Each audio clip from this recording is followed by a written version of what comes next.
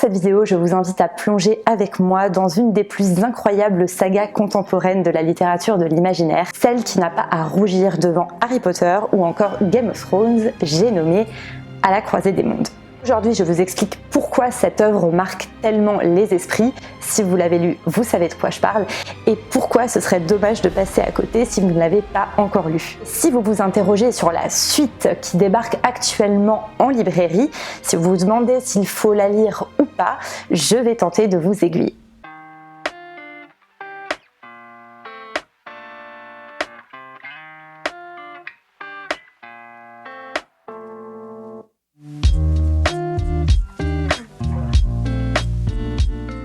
Hey, salut, c'est Loli de la chaîne Lolifant, j'espère que vous allez bien. Cela fait longtemps que je voulais parler de cette saga très importante pour moi. Certains ont été marqués par Harry Potter, moi j'ai été marquée par À la croisée des mondes. C'est ma claque de jeune lectrice et je savais que j'avais envie de lui consacrer une vidéo. Vous le savez peut-être, À la croisée des mondes fait à nouveau l'actualité ces derniers temps. D'une part en raison de son adaptation en série proposée par HBO, dont la première saison est sortie fin 2019. D'autre part puisque Philippe Pullman, son auteur, écrit actuellement une autre trilogie qui s'intitule la trilogie de la poussière, qui se déroule dans le même univers, qui met également en scène le personnage de Lyra, qui vient donc compléter la première trilogie. Alors, même si c'est une saga très connue, d'abord un petit mot du synopsis pour ceux qui ne connaîtraient pas.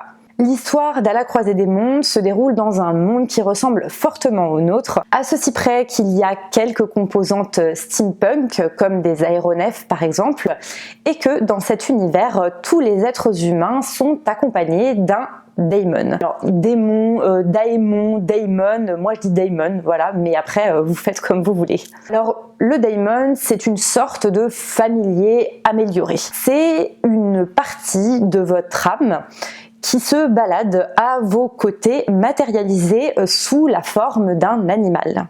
Tant que vous êtes enfant, il se transforme constamment en des espèces différentes, mais une fois que vous êtes adulte, il se fige et prend la forme d'un animal donné qui est censé plus ou moins refléter votre personnalité. Philippe Pullman raconte qu'il a eu l'idée des daemons en observant ce tableau de Léonard de Vinci qui s'intitule La Dame à l'Hermine. Dans cet univers, on va suivre Lyra, une jeune orpheline qui vit à Jordan College à Oxford. Elle y mène une vie heureuse puisqu'elle est un petit peu considérée comme la pupille de tous les professeurs et toutes les personnes qui travaillent dans l'établissement. Mais son quotidien va être bouleversé le jour où son meilleur ami, Roger, va disparaître et qu'elle va partir à sa recherche, sachant que Roger est probablement la victime d'un groupe de kidnappeurs qui sévit dans la région. Va s'en suivre une série d'aventures qui va emmener Lyra beaucoup plus loin qu'elle ne l'imagine, et notamment vers les Royaumes du Nord qui donnent leur nom au premier tome de cette série en français. Le premier point fort de cette saga, c'est à mon sens qu'elle aborde des thèmes complexes pour une série dite jeunesse. D'ailleurs, si on en croit certaines interviews de Philippe Pullman, il affirme qu'il ne pensait pas activement à qui serait son public quand il a écrit son texte. Autrement dit, il n'aurait pas, du moins au tout début, écrit sciemment pour les enfants ou les adolescents, et ce serait son éditeur qui aurait choisi de classer le récit dans la catégorie jeunesse. D'ailleurs, Philippe Pullman aurait participé à une campagne pour lutter contre l'étiquetage des livres pour enfants selon des tranches d'âge, en jugeant que c'était un petit peu réducteur et que le fait de choisir de mettre tel ou tel livre entre les mains d'un enfant, ça dépend de son stade, on va dire, de développement, et que finalement ça se résume pas à l'âge. Cette saga n'hésite pas à s'atteler à un sujet sensible, à savoir la religion. En effet, le monde de Lyra est dirigé par le Magisterium, une institution religieuse tyrannique qui a pris le contrôle total de la vie de la population et de la société. En bref, c'est une théocratie qui vire carrément à la dictature.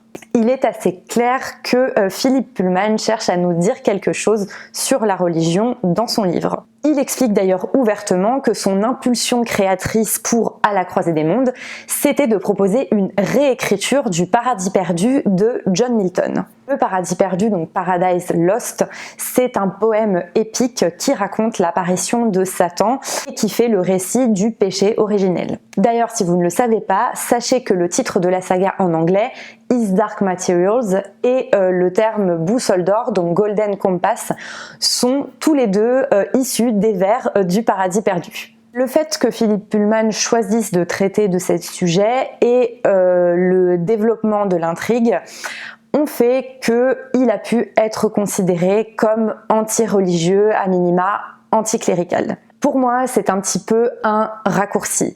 Si on s'intéresse un petit peu à Philippe Pullman, on se rend compte que son rapport à la religion est quand même assez complexe. On apprend par exemple que son grand-père était membre du clergé et que même s'il avait un côté assez old school, Philippe Pullman l'appréciait sincèrement et pensait que c'était quelqu'un qui était rempli de plein de bonnes choses. Et à chaque fois que Philippe Pullman parle de la religion, il le fait dans des termes assez paradoxaux. Il se revendique athée et en même temps, il se raccroche à cet héritage religieux qui est le sien. Je pense avant tout que Philippe Pullman est contre le dogmatisme, c'est-à-dire contre les courants de pensée qui prétendent détenir une vérité unique et qui balayent les autres points de vue possibles. D'ailleurs, quand on regarde son œuvre de près, ça s'applique en matière de religion, en matière de politique, mais aussi en matière de science, puisque si on y réfléchit, il y a certains personnages de scientifiques dans cette saga qui ne sont pas non plus entièrement positifs. C'est donc une œuvre qui invite les plus jeunes à s'interroger sur toute forme finalement de courant de pensée religieux, politique, qui essaye de vous bourrer le crâne, de vous priver de votre esprit critique et de votre libre arbitre. Autre point marquant de la saga À la croisée des mondes, l'héroïne. Lyra Belaka, Lyra Parle d'or, un personnage principal féminin comme on en voyait beaucoup trop peu dans les années 90 et peut-être comme on n'en voit pas encore assez aujourd'hui. Lyra, c'est un personnage qui m'a beaucoup marqué. Je me rappelle très bien qu'au tout début, en fait, j'avais un petit peu de mal avec elle, j'ai mis du temps à l'apprécier et je pense que c'est parce qu'elle était très éloignée des représentations à laquelle j'étais habituée dans les livres, les séries, la télé de l'époque. Lyra se fiche de son apparence. Lyra est une petite fille désobéissante. Lyra est une petite fille curieuse. Et Lyra est une menteuse. On peut le voir comme ça. Et en fait, on se rend compte qu'elle est juste à l'opposé de plein de clichés auxquels on est habitué concernant les petites filles et les femmes. Parce qu'au fond, Lyra, c'est tout simplement une petite fille avide de connaissances, débrouillarde, rusée, maligne, courageuse. En fait, elle est bourrée de qualités qui sont trop souvent présentées comme des défauts chez les personnages féminins. Et globalement, les personnages de Philippe Pullman échappent à beaucoup de stéréotypes, qu'ils soient féminins ou masculins. D'ailleurs, vous saurez que l'auteur s'est également exprimé contre le fait de labelliser des livres pour filles et pour garçons de l'autre côté. Et oui, parce qu'on en est encore là, voilà.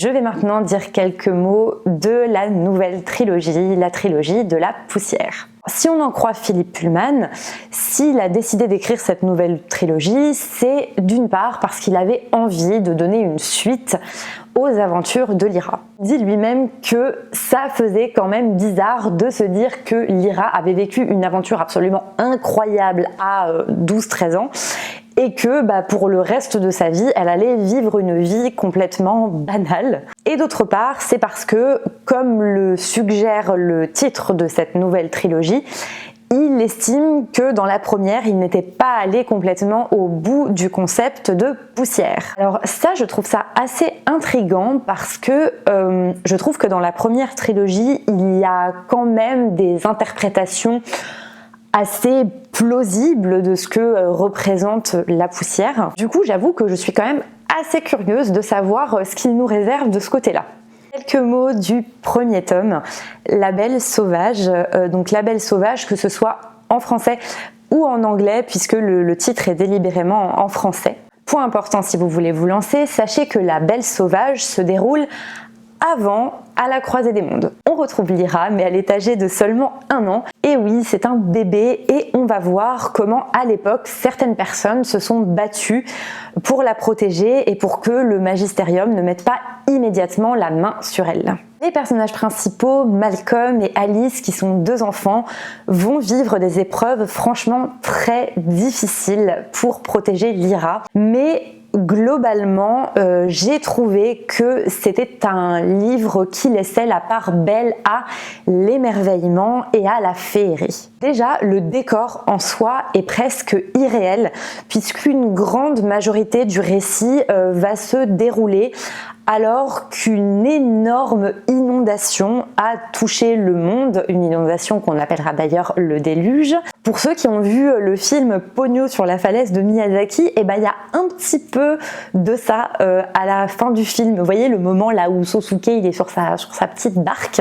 On retrouve en fait ce côté hyper attendrissant puisque on va suivre des enfants qui vont traverser des choses mais horribles et qui face à ça ont toute leur bonté et tout leur courage. Malcolm, le héros principal, est vraiment un petit garçon hyper attachant, encore une fois très loin des stéréotypes. En même temps, c'est plein de magie, même si, attention, trigger warning, il se passe des choses assez sombres. C'est vraiment un livre qui va vous plonger au cœur de ce merveilleux d'ailleurs assez britannique. Vous allez notamment croiser des personnages qui se raccrochent très nettement à la tradition de la féerie. Si vous avez lu À la croisée des mondes quand vous étiez jeune, c'est vraiment un livre qui va faire vibrer votre corde nostalgique. Bref, pour moi, ce premier tome de la trilogie de la poussière, La Belle Sauvage, il a eu un effet hyper réconfortant, même si c'est pas le même choc, le même coup de cœur que la première trilogie à l'époque quand j'étais plus jeune. C'est vraiment un livre qui est venu un petit peu rallumer cette petite flamme d'aventure et de magie, ces souvenirs que j'avais de la première saga. Et à ce titre, je l'ai franchement adoré. Et maintenant, attention, puisqu'on va parler du 2e tome de la trilogie de la poussière, à savoir The Secret Commonwealth en anglais, qui a été traduit par la communauté des esprits en français et qui, pour donc cette traduction française, arrive a priori le 1er octobre dans les librairies. Et moi je vous montre mon édition VO, voilà, juste comme ça parce que je la trouve trop belle. Alors, si le premier tome pouvait s'apparenter à un câlin, ce 2e tome c'est un petit peu comme une grosse baffe. Pas une claque, une grosse baffe dans ta face. Tu pensais te faire ta petite lecture feel good cocooning, tu pensais le mettre dans ta catégorie douceur de vivre du Pumpkin Autumn Challenge, oublie. Ce tome-ci, je l'attendais beaucoup. Pourquoi ? Parce que c'est une suite d'À la croisée des mondes. Plus exactement, l'histoire se déroule 7 ans après la fin des événements d'À la croisée des mondes et on va suivre Lyra qui a désormais 20 ans et qui est étudiante à Oxford. D'emblée, ce livre va te briser le cœur. Parce que le point de départ, c'est qu'on retrouve Lyra dans une relation extrêmement conflictuelle avec son daimon, donc Pantalémon, Pan, ce qui, je le rappelle, signifie en fait qu'elle est dans un désaccord profond avec elle-même, puisque ton daimon n'est que la matérialisation d'une partie de ton âme. Les disputes entre Lyra et Pan tournent principalement autour du fait que Lyra est devenue grande amatrice d'ouvrages qui prônent un rationalisme radical. Elle est plongée à 2000% dans des livres qui mettent en avant la raison, la logique et qui ne laissent aucune place au surnaturel, à la croyance, à la magie. Lyra commence même à adhérer à un courant de pensée à la mode qui prône le fait que que les daimons n'existeraient en fait pas et que ce ne serait que des projections de l'esprit humain. Évidemment, Pan, son daimon, a beaucoup de mal à accepter cette idée. Vous vous en doutez peut-être, ce livre met l'accent sur la difficulté du passage à l'âge adulte, sur la difficulté à trouver l'équilibre entre la rationalité, qui est celle de l'adulte, et la capacité à s'émerveiller, à rêver, bref, à garder notre âme d'enfant. Et c'est là qu'on retrouve finalement ce trait caractéristique de Pullman qui est de s'inscrire contre les extrêmes. Alors qu'il dénonçait fortement les extrêmes de la religion dans sa première trilogie, ici il évoque aussi les dangers d'un rationalisme excessif qui ne laisserait plus aucune place aux émotions et à l'imagination. Notons au passage que Pullman glisse un message sur l'importance de l'influence que peut avoir sur la jeunesse la littérature, puisque ce sont bien des livres qui provoquent ce changement chez Lyra. D'ailleurs, en plus donc de cette thématique et de l'intrigue principale qui va se développer, Pullman insère dans son histoire beaucoup d'événements qui vont résonner avec des problématiques actuelles de notre société. Ainsi vont être abordées par exemple la question du terrorisme, la question du rejet de certaines minorités, on parle notamment de migrants, la question du fondamentalisme religieux, la question de la violence faite aux femmes également. Ces sujets sont tellement nombreux, l'auteur a envie de nous parler de tellement de choses qu'on est constamment ramené dans notre monde. Alors vous allez me dire, est-ce que c'est une bonne ou une mauvaise chose? Je ne sais pas. Mais en tout cas, vous avez vraiment un décalage très marqué avec le premier tome qui vraiment clairement vous propulsez en fait dans un autre monde, le monde de la magie justement, le monde des esprits. C'est un côté ultra percutant, mais alors aussi ultra violent. C'est très déstabilisant en fait après ce premier tome. On a vraiment en fait l'impression que l'auteur a pensé sa série pour les gens qui ont lu À la croisée des mondes quand ils étaient jeunes et qui aujourd'hui sont des adultes et qu'il vient toquer à ta porte là comme ça et qui te dit hey, tu te rappelles comment c'était bien? Tu te rappelles comment c'était doux et magique? Eh ben, pour info, maintenant tu es un adulte et être un adulte, c'est pas facile et il y a plein de choses pas cool qui vont avec. Je sais pas, je pense qu'il arrive complètement à provoquer l'effet qu'il veut provoquer chez son lecteur et en même temps, du coup, c'est pas complètement agréable pour nous. Parenthèse, il y a un élément qui m'a vraiment dérangée dans ce livre. Le problème, c'est que je peux absolument pas vous en parler sans spoiler. L'auteur fait évoluer la relation entre deux personnages dans une certaine direction. Et moi, ça m'a dérangée. Si vous l'avez lu, je pense que vous savez tout de suite de quoi je parle. Du coup, je vous invite à venir en parler en commentaire si vous voulez, en mettant les petits warnings, spoilers bien sûr. Merci. Bref, encore une fois, aujourd'hui, je ne sais pas complètement quoi penser de ce livre. Ce qui est sûr, c'est qu'il m'a fait mal d'un certain côté et en même temps, comme je vous dis, je pense que du coup c'est assez réussi parce que c'est en partie ce qui était recherché par l'auteur.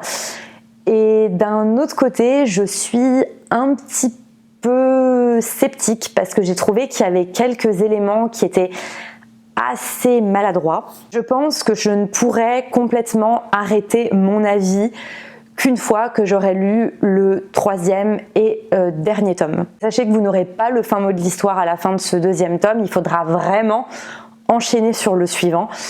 Et voilà, je pense que j'ai vraiment besoin en fait de connaître la suite. J'ai vraiment très envie d'avoir la conclusion de cette histoire et en même temps j'avoue que j'ai un petit peu peur, mais bon voilà, je vais laisser sa chance à Philippe Pullman. Alors quid du 3e tome?